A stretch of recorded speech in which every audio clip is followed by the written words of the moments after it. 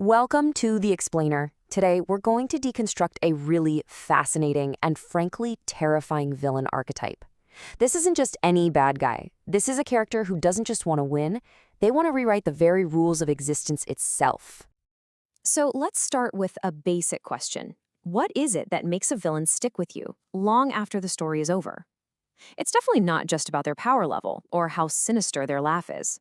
The real answer is something way more profound and a lot more dangerous.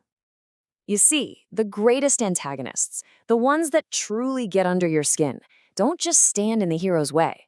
They show up with their own complete vision for the world, their own set of values, and they plan to build something new right on top of the ashes of the old. They are, in essence, rival creators. So here's our game plan for this deep dive. First, we're going to define this new kind of villain. Then we'll break down the two key philosophical parts that make them tick. After that, we'll see how those parts combine to create something truly sovereign. And finally, we'll talk about why this character type is just so powerful for storytelling. All right, let's jump right in. We're talking about a unique antagonist, one that our source material calls the Herald of the Great Twilight. Now, this is not your typical bad guy who's just after money or power or revenge. No, their ambition is so much bigger than that. They see themselves as a legislator of new values. And that right there is the key. They operate in a truly Nietzschean sense. They aren't just here to break the rules, they are here to write completely new ones. So forget the simple destroyer. This villain views themselves as a profound creator, forging a new moral code for a new, and in their eyes, better kind of humanity. Now, here's where it gets really interesting. This villain isn't just one thing. They're actually a carefully constructed synthesis, a combination of two very different archetypes. On one side, you've got the soothsayer, who gives them their apocalyptic worldview. And on the other, you have the tarantula, who provides the wickedly clever plan to make it all happen. Let's look at each piece.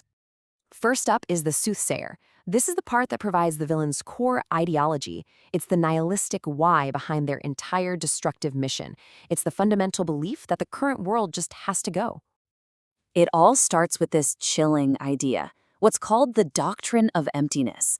The villain looks out at our world, at our society, and sees it as totally bankrupt. To them, it's nothing more than a tomb of rotting values. They believe that everything is fundamentally meaningless and that we're all just going through the motions, pretending there's still a point to any of it. And that belief leads to a really disturbing diagnosis of the human race. They don't see us as complete individuals. They see us as inverse cripples, just fragments of people held together by hollow traditions. Think about it this way. It's like instead of missing a leg, you're missing a soul. This gives the villain this cold, almost clinical justification for what they do. In their mind, they aren't destroying people. They're just clearing away the broken parts. So their goal isn't just chaos for the sake of chaos. It's to be a force of nature, a roaring wind that blows open the doors and forces everyone to look at their own emptiness right in the face. They're not offering salvation. They're offering a choice. Wake up and become something more, or get swept away with the rest of the debris. Okay, but a vision, no matter how grand, is pretty useless without a plan to make it a reality. And that's where the second piece, the cunning tarantula archetype, comes into play. This is the strategic genius part that makes the villains so lethally effective. And here's the core of their strategy, and it is terrifyingly brilliant. They understand that a society's highest ideals are often its biggest weaknesses.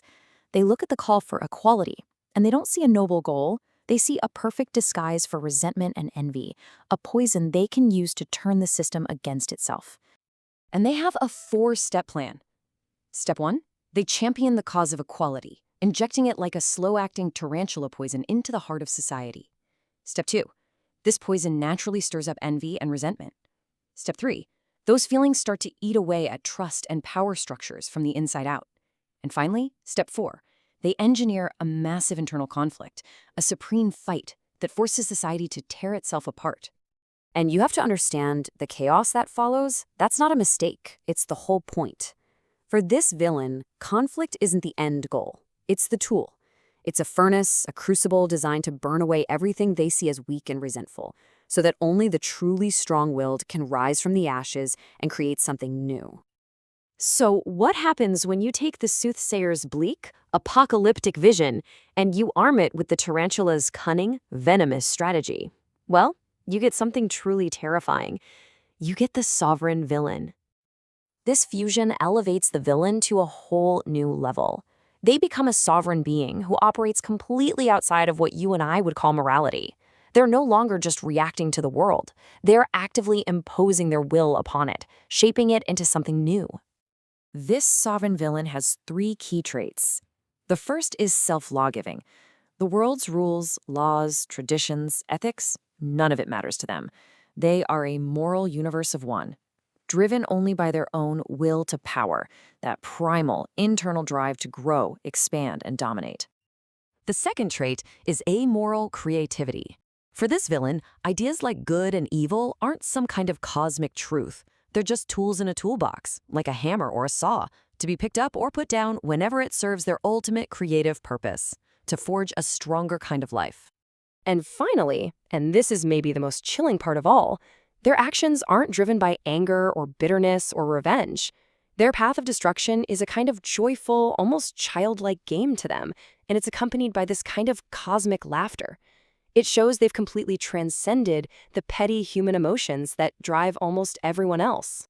So, we've taken this villain apart piece by piece. But what does it all mean? Why does understanding this archetype even matter for the stories we love and maybe even for the world we live in?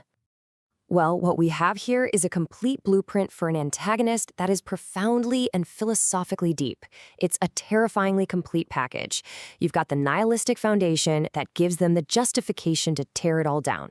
You have the internal drive, the will to power, to legislate new values from the rubble.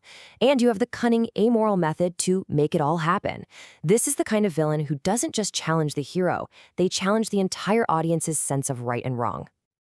And that kind of leaves us with one last question to chew on. Now that you have the blueprint, the nihilistic vision, the cunning method, and that transcendent sovereign will, who comes to mind?